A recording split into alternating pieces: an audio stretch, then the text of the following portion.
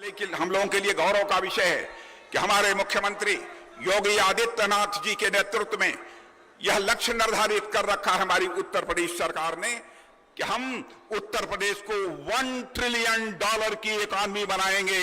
और जिस दिन उत्तर प्रदेश में $1 ट्रिलियन की इकॉनमी बन जाएगी बहनों भाइयों, तो भारत को दुनिया के टॉप 3 कंट्रीज में आने से दुनिया की हमें कोई ताकत रोक नहीं पाएगी। इसलिए विस्तार पूर्वक योगी जी आपसे चर्चा करेंगे, लेकिन जहां तक विकास का प्रश्न है, यहां का सांसद होने के नाते मैं इतना ही कहना चाहता हूं, जब भी मैं चुनाव लड़ रहा था उस समय भी मैंने आपसे कोई वादा नहीं किया था। पहला चुनाव 2014 का लड़ रहा था, उस समय भी मैंने आपसे कोई वादा नहीं किया था। गाजियाबाद में भी चुनाव लड़ा था मैं, तब भी मैंने कोई वादा नहीं किया था। बहनों भाइयों, मैं कभी वादे नहीं करता हूं। अपने राजनीतिक जीवन में कभी जनता के साथ वादे नहीं किया। बराबर जनता से ही निवेदन करता हूं, आपकी शुभकामनाएं चाहिए, आपका आशीर्वाद चाहिए, ताकि मैं आपकी अपेक्षाओं की कसौटी पर खरा उतर सकूं और आपकी मुराद को मैं पूरी कर सकूं। यहां पर क्या विकास कार्य हुए हैं, यहां पर क्या विकास कार्य हुए हैं, मुझे बतलाने की कोई जरूरत नहीं है।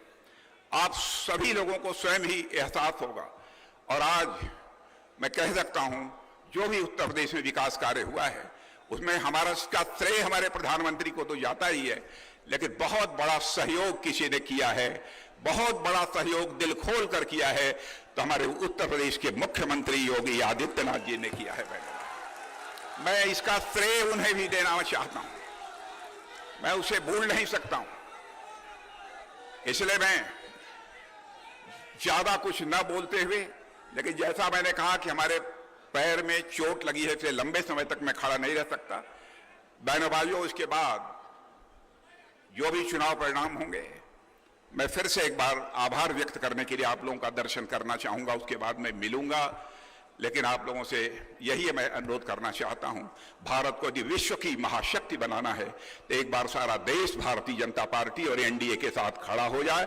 भारत विश्व की महाशक्ति बनकर रहेगा। बहनों भाइयों, आपको पूरा यकीन दिलाता हूं। आप सबको बहुत बहुत धन्यवाद।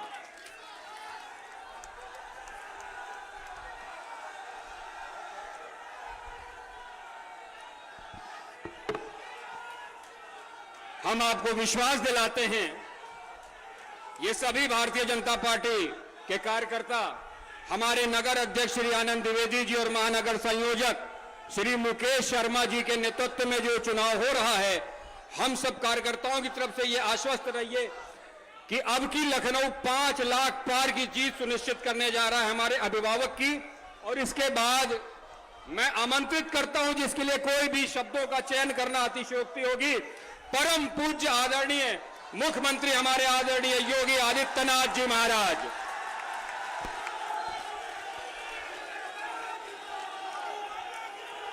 भारत माता की, भारत माता की, भारत माता की, वंदे वंदे वंदे। देश के यशस्वी रक्षा मंत्री, लखनऊ के लोकप्रिय सांसद माननीय श्री राजनाथ सिंह जी, मंच पर उपस्थित प्रदेश सरकार में मंत्रिमंडल के मेरे वरिष्ठ सहयोगी उप मुख्यमंत्री श्री ब्रजेश पाठक जी, विधान परिषद सदस्य और प्रदेश सरकार के पूर्व मंत्री डॉक्टर महेंद्र सिंह जी, जनता दल यूनाइटेड के राष्ट्रीय प्रवक्ता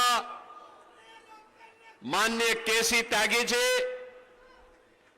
विधान परिषद सदस्य लोकसभा के संयोजक श्री मुकेश शर्मा जी, महापौर लखनऊ श्रीमती सुषमा खड़गवाल जी, भारतीय जनता पार्टी महानगर के अध्यक्ष श्री आनंद द्विवेदी जी,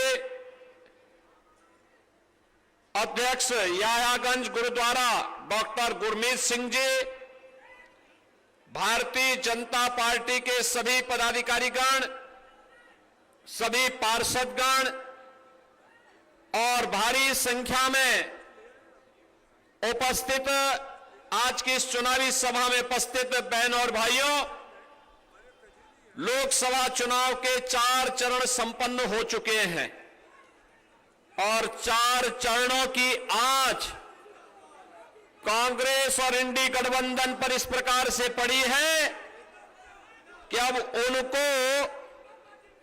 उनको इसके लिए भी झूठ बोलने के लिए भी सहारा लेना पड़ रहा है।